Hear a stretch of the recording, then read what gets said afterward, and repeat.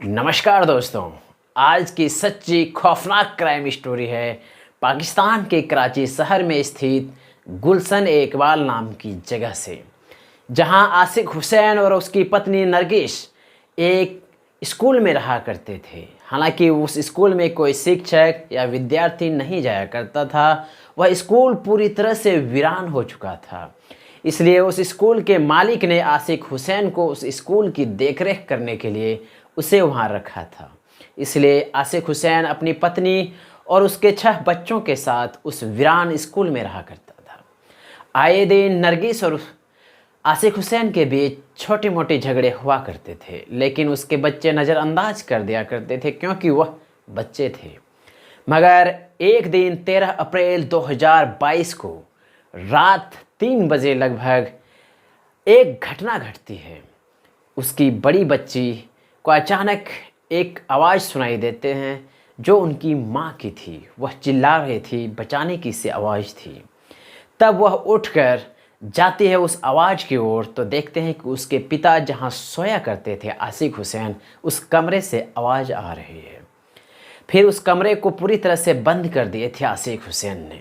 इसलिए वह बच्ची पूरी तरह से देख नहीं पा रहे थे कि आखिर अंदर क्या चल रहा है, लेकिन आवाज़ तो सुनाई दे रही थी।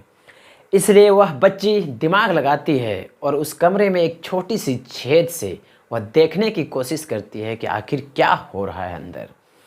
दरवाज़ा खटखटाने के बावजूद भी उसके पिता नहीं खोलते हैं, क्योंकि उसके पिता और उसकी पत्नी के बीच आपसी लड़ाई हो रही थी और काफ़ी खौफनाक कदम आसिक हुसैन उठा चुके थे।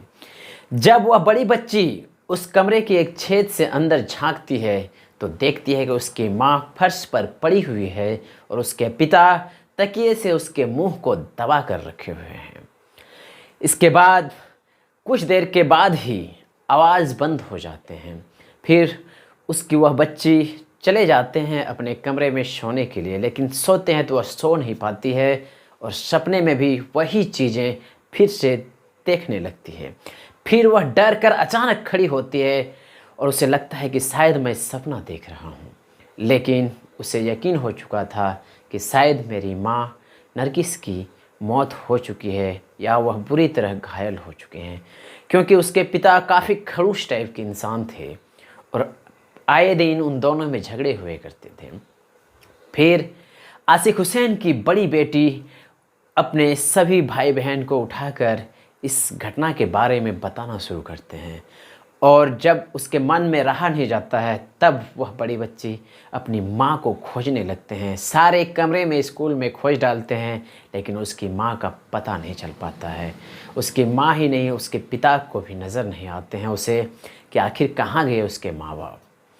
पूरे स्कूल ढूंढ लेते हैं, लेकिन रह जाता है सिर्फ कैंटीन। तब जब उसकी बड़ी बेटी की नज़र उस कैंटीन में पड़ते हैं तो कैंटीन में वैसे तो खाना बनाया जाता था जब स्कूल का कार्यक्रम चलता था या फिर स्कूल में पढ़ाई होता था। उस दौरान जब से आसिक हुसैन और इनके फैमिली आए थे तब से कैंटीन बंद थे। 1-2 दिन ही संयोग से उस कैंटीन में इस परिवार ने खाना बनाया होगा या खाया होगा, लेकिन फिर भी उसकी बड़ी बेटी को शक होता है कि चलो पूरा स्कूल तो मैंने ढूंढ ही लिया हूँ, कहीं नहीं मिला है तो इस कैंटीन को क्यों छोड़ दूँ, यहाँ भी ढूंढ लूँ, आखिर यहाँ मिल जाए। और यह सोचकर जब उसकी बड़ी बेटी उस कैंटीन में घुसती है तो उसके रोंगटे खड़े हो जाते हैं, पैरों तले ज़मीन खिसक जाती है, क्योंकि वह देखते हैं कि एक बड़ी भट्टी में आग लगाया गया है उस चूल्हे में और बड़ा सा कढ़ाई में कुछ पका रहे हैं उसके पिताजी, मगर उसके किनारे उसकी माँ की टांग पड़ी हुई है कटा हुआ। यह देखकर वह सिहर जाते हैं और वहाँ से भाग जाती है।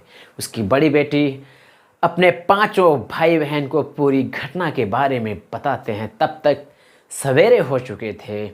उधर उस कैंटीन में आसिक हुसैन अपनी पत्नी की लाश को टुकड़े टुकड़े करके उस कढ़ाई में डबका रहे थे, उबाल रहे थे, और वह टांग जो पड़ा हुआ था उस कैंटीन के कढ़ाई के नीचे, वह उस कढ़ाई में अट नहीं रहा था, जिस कारण से काट कर नीचे फेंक दिया था आसिक हुसैन ने।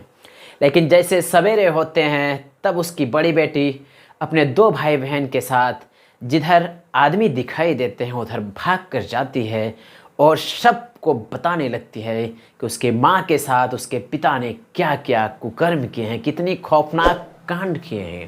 यह सुनकर जिस व्यक्ति को बता रहे थे वह सारे शिहर जाते हैं और किसी को यह हिम्मत नहीं होती है कि वह अकेले उस स्कूल के कैंटीन तक जाए।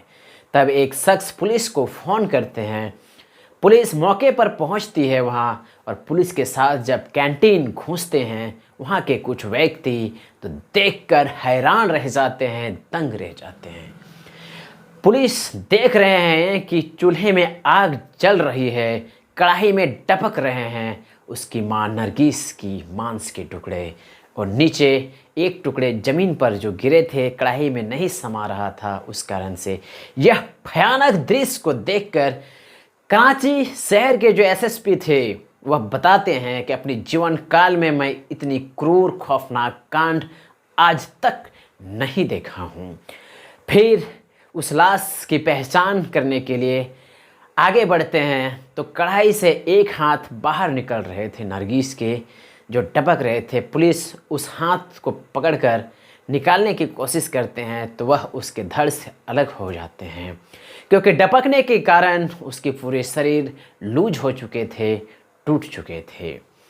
जब इस कांड की जांच शुरू करते हैं, पड़ताल शुरू करते हैं, तो पुलिस को सच्चाई मिलती है यह कि आशिक हुसैन अपनी पत्नी से अक्सर झगड़े करते थे, यह कहते हुए कि तुम वेश्यावृत्ति करके मुझे पैसे कमा के दो।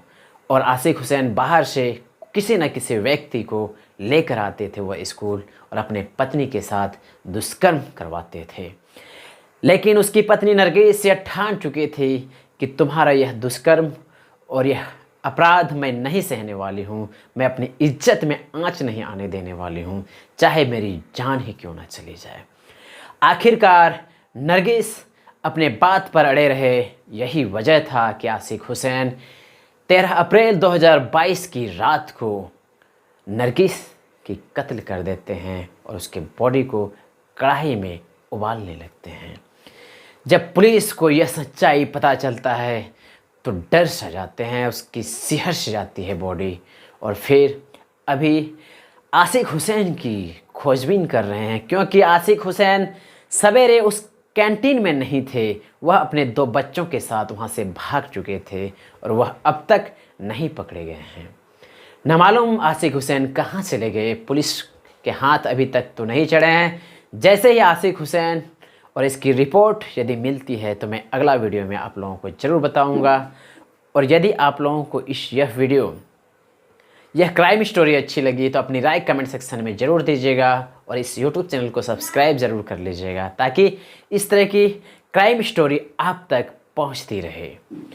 हालांकि आज मैं वीडियो 2 महीने के बाद बना रहा हूं, क्योंकि कोई कारण था, हर किसी के साथ किसी न किसी टाइप का विपरीत परिस्थिति आ जाते हैं, जिस कारण से मैं भी नहीं सका 2 महीने वीडियो बनाने। लेकिन अब मैं कंटिन्यू चाहता हूं कि आप लोगों को क्राइम स्टोरी देता रहूं।